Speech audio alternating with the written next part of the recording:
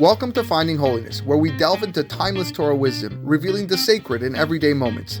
Join us on a journey to elevate your spirituality and discover holiness in every aspect of life. I'm your host, Rabbi David Kadosh, and together, let's embark on a path of spiritual exploration. I hope you enjoy this next episode. Okay, how to perform Haga'alat Kelim in practice.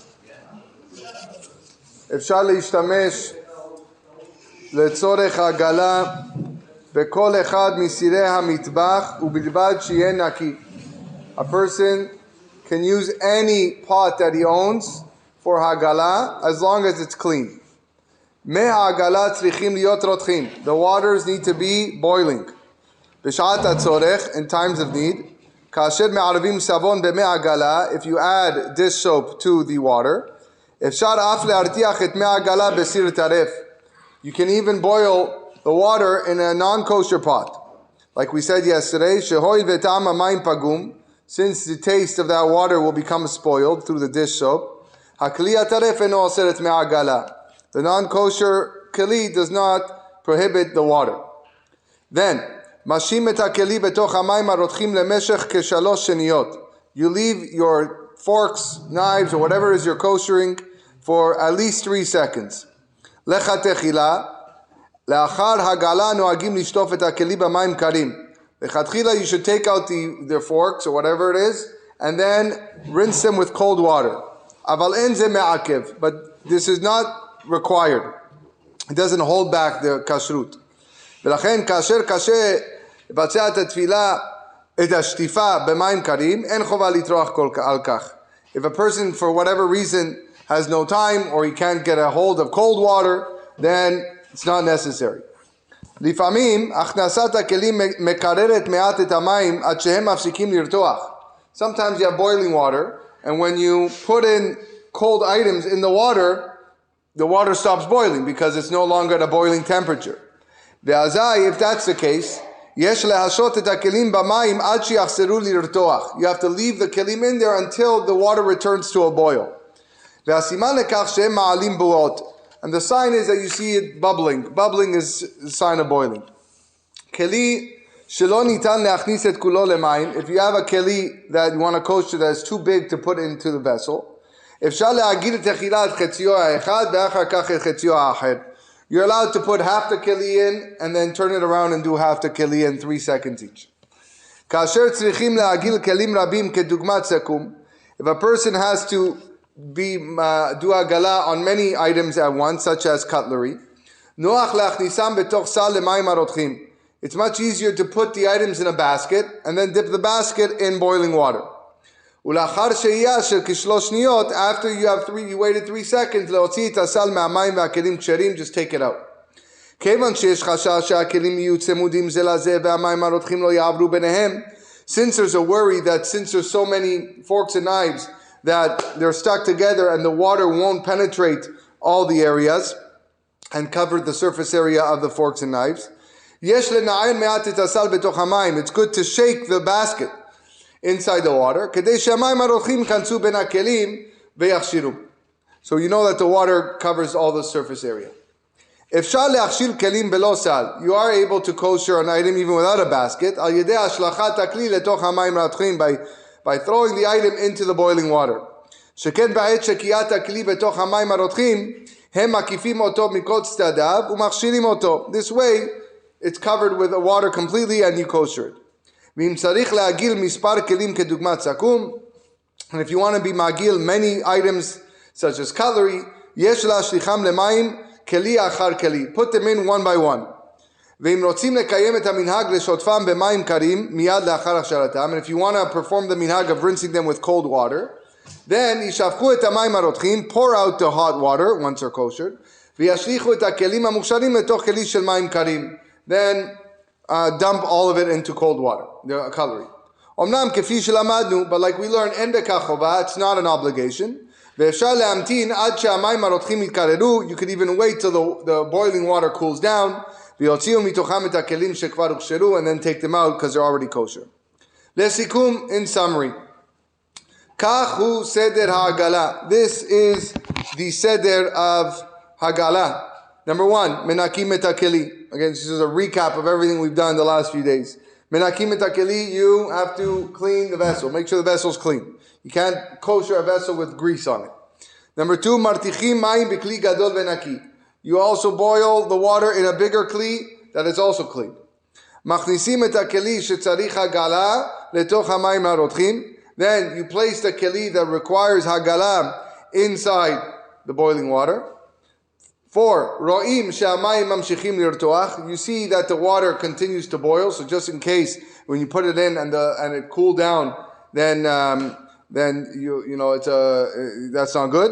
Ulachar ke3 shniyot motzim et hakeli she'uchshad. After 3 seconds of boiling water, you put it back out. Noagim leosif me sabon lemei hagala. Some have the custom to add dish soap to the water of the hagala. Or le'amtin yemama ben hashimush beisul hagala, or to wait a full day, which we said is lechatchila. You should wait a full day between the last usage and your koshering. Lechatchila shotfim et hakli b'mayim karim achar hagala. And lechatchila you should rinse the kli after it was koshered with cold water. Okay, so that concludes the part of hagala. We do have a few minutes left till Arvit, so maybe we can start the next section, which is libun. We said libun is using fire to kosher. Kelim sheshimusham be'ur, kelim that was used with fire, kedugmat shipudim betavniyot afiyah, hachsharatam belibun, skewers, baking ware. Ve'en ze meshaneh im mekor hachom hu esh mamash o slile lahat chashmalim kayotze b'hem. It makes no difference if the heat source was actual fire or, again, just electric heat. If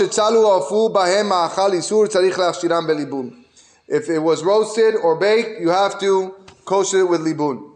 Amru Chachamim, the rabbi said, "Shelibun hu achnasat hakli la'esh ad she'ashir klipato."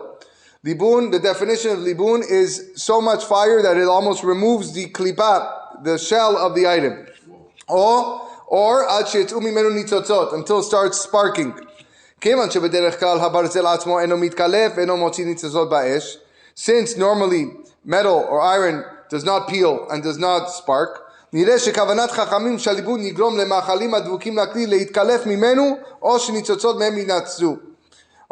therefore the Chachamim said it's that anything that is stuck in is totally peeled off or burnt, okay, and or if maybe some sparks will happen. The question is now, what temperature does it reach? רבים סוברים שהליבון צריך להיות בחום ששורף ומבעיר את המתכת עד שכל שיערי המאכל ידבקו ונבלעו בכלי יישרפו. Many hold that the libun requires a heat that burns everything. And חום זה הוא כ-350 מעלות עד 400 מעלות. 350 to 400 Celsius. Not Fahrenheit, Celsius. ואף שעליה צלו או אפו את האיסור לא הגיע לחום כזה. Even though what you used when you cooked your treif, you didn't reach 400 Celsius. You were cooking it in 400 Fahrenheit.